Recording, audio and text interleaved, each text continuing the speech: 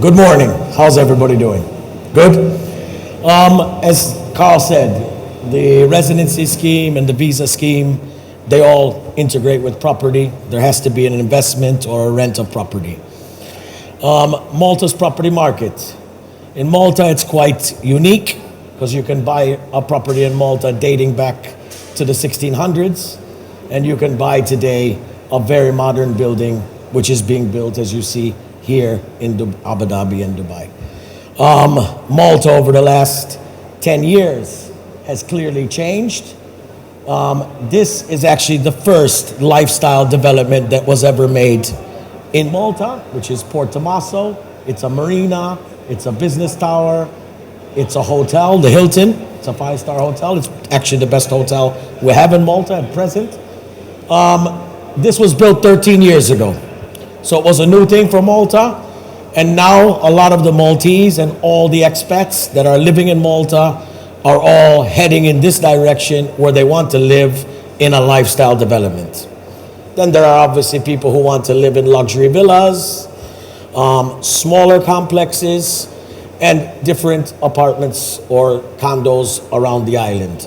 Malta offers a lot. The average price across the whole board of the island, selling price is 200,000 euros. But then at the same breath, when we head into these kind of lifestyle developments, the prices range between 4,000 euros a square meter, going up to even 10,000 euros a square meter, depending on the location. Malta property, one of the interesting facts that I think is very important to know with many countries that have a vibrant property market is in Malta, one of the main investments that Maltese people do is invest in property. So over 80% of the investment in Malta is owned by Maltese. Not only that, we have the highest rate in Europe of home ownership, meaning more than 80% of Maltese own their own property. There isn't, the rental market is mainly for the expats who live in Malta. Over the previous years, with all the influx of different kind of industries coming into Malta, we have the iGaming industry, we have the financial services, we have the aviation industry, we have the #1 ship registry in the world. All these type of people have been coming to Malta, and they choose to rent a property. We're noticing over the recent years that a larger percentage are opting to buy property because the rental market is very strong. It's got a huge demand, which is causing the rental prices to keep climbing and climbing, which is obviously making it more reasonable for someone to make an investment.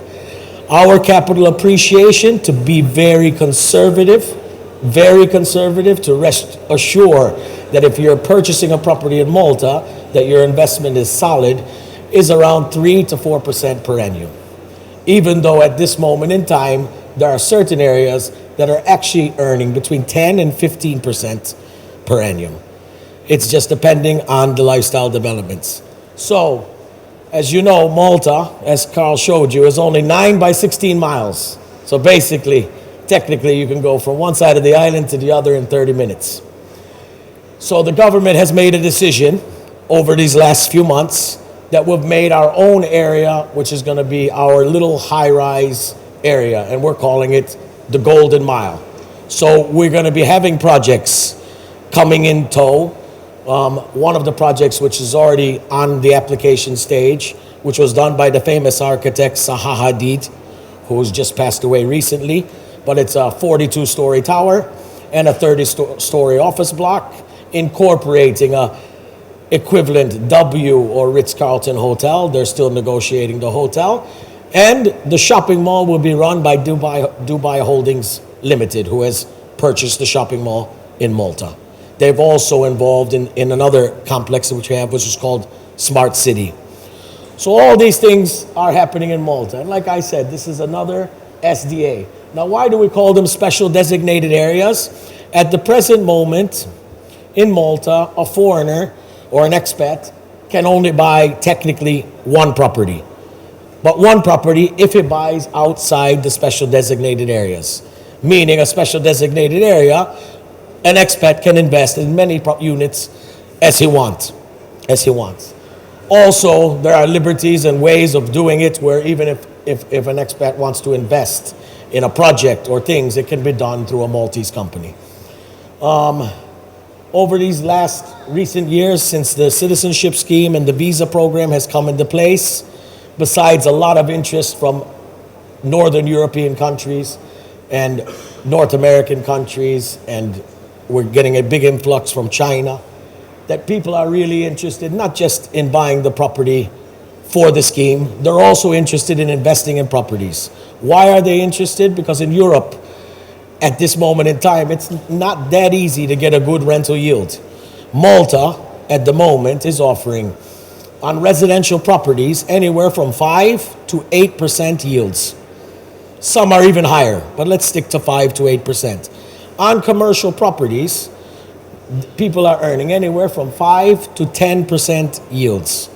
Commercial properties is a big investment at the moment. Lots of expats are investing and locals. Just to give you an example, okay, don't forget it's a small island. So when I say 40,000 square meters, being in Abu Dhabi, you think it's small. But in Malta, 40,000 square meters is a lot of space. 40,000 square meters of office space, which will be concluded and finished by the end of 2018 in Malta, has already been completely rented out to 3 companies. So, I mean, this is what's happening all the time. The Zaha Hadid project, what I just mentioned to you, it's launched. They're waiting for the application of the permits. They haven't started digging any stone yet, and 85% of it is sold at an average price of 5,000 euros per square meter to 8,000 euros per square meter. We are predicting that the investors who invested in this project, within the period of the project, that they could earn anywhere from 30 to 50% profits, because they bought in at a good price, because it was pre-construction. And obviously, as we go along and people start seeing the building materialize, as you've seen in your countries, this will materialize. One other thing, when you're buying and investing in property in Malta, we have a very straightforward system. You basically find the property that you want to buy. We will appoint a notary, or you will appoint a notary. The notary, what we call a promise of sale. You will sign a promise of sale. You will pay usually a 10% deposit, which will be held by the notary until all the searches are done and the property is clean from any debt or anything of the sort. You will also pay, which makes it more binding, a 1% fee to the government, which will register the property, meaning that at that stage, that property is technically yours, because the owner cannot sell it to anybody else or gazump you or do anything. It's the price you agreed, and then you go through the process, and you can do a contract in 3 months, you can do a contract in 6 months, you can do a contract in 12 months, or you can do a contract in 24 months when the project is ready. Another thing, when you buy a property in Malta, you also have the right to transfer in part or in total before you do the contract, which basically means free of charge.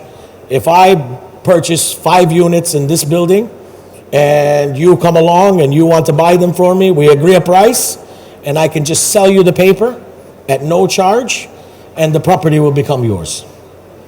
So that is an advantage, which in many countries there's a 2 or 3 or 4% charge on that. If you go outside the condominium side of things and whatever, like I said, in Malta we've got a lot of history. At the moment, Valletta is our capital city, a huge boom. Valletta, I mean, I wish I had a crystal ball 5 years ago, because Valletta prices have went up in the last 5 years by 150%. People have made fortunes in Valletta. Valletta is a city which actually has another city underneath it, yet to be defined, but it's there. A lot of houses, and it was a whole rehabilitation of Valletta. Valletta has houses dating back to the 16 and 1500s. They've all been revamped, redone. 5 years ago, we had 2 hotels in Valletta. Today, we'll have about 26 boutique hotels finished to very high standards, office blocks finished to very high standards, high-end retail finished to very high standards, and Malta will be the cultural capital of the world in 2018, Valletta. It's quite an amazing city. And then we have our 3 cities. We have the 3rd largest natural grand harbor in the world. And Malta is just progressing with these things. We've got new yacht marinas coming on tow. So all these things are adding up. I can tell you in the last 40 years, the Maltese property market has never seen a dip. Maltese property market has went like this, it's leveled off, it's went like this, it's leveled off, it's went like this. Even during the recession of 2007 to 2000, it slowed down, but the property prices stayed. Don't forget, we're an island by 9 by 60 miles. We have a huge demand of people that aren't even looking for residence and visa schemes, just holiday homes. They want to come and live. Another thing that's important to say is in many, many surveys, we're either ranked number 1, number 2, or number 3 as the safest countries in the world. As you can see, also just to add a few other things, Malta, we've got fabulous restaurants. We are big fish eaters, as you can see. The food is good. You know, Malta is just, I'm enjoying, I've been in Malta for 22 years myself. I am actually Maltese, but I grew up in North America for the first part of my life. But what I'm enjoying is seeing Malta grow so, not too quickly, but it is actually quite quick, but slowly. And now the government is investing in the infrastructure, in the whole situation for cars to be able to process themselves. But the lifestyle in Malta is an amazing lifestyle. And I am sure if you were to come to Malta to become a resident or a citizen, you can rent a property, and you can rent very good properties. Oh, I'll give you a note. When you're renting properties in Malta, most of them, just so you take a note, are all fully furnished and furnished to very high standards. So, because we have a problem with finding empty apartments to rent because people don't like renting. Don't know why, but that's the way it is. But it causes a bit of a confusion with some people. That's it? Almost? I got to stop? All right. Anyway, thank you for listening. I just thought I'd give you a brief thing.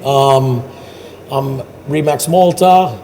We have our stand with Rio 21 over there with Carl. And if you want to pop by, have any questions, just go ahead and shoot. Thank you. Thank you very much. Thank you very much. Thank you, Kevin.